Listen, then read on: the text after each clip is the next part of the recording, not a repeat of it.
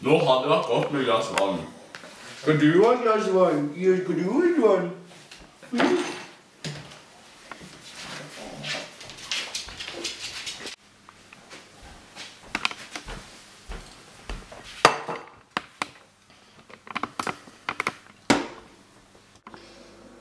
Faen!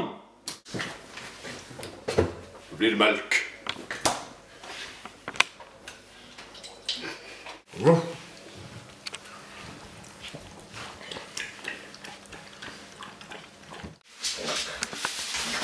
Ja, gleder meg du nå.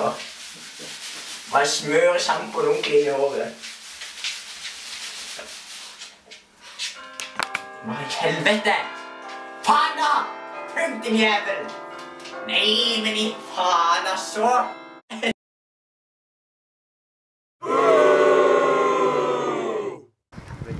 I need water. Water. Please give me water. Sitter du i vann til? Hva skal vi gjøre med dette vannet her? Jo, du kan. Jeg skal ikke bare gjøre det. Jo, vi gjør det. Jo, vi gjør det.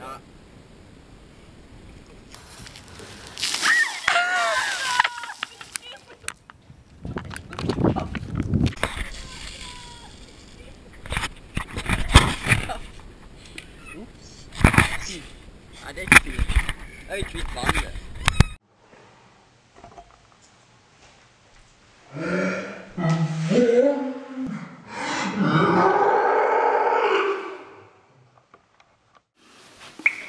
Hvert år dør det 2,2 millioner mennesker på grunn av mangel på rent vann og dårlige sanitære forhold. Men her i Norge har vi det stort sett greit.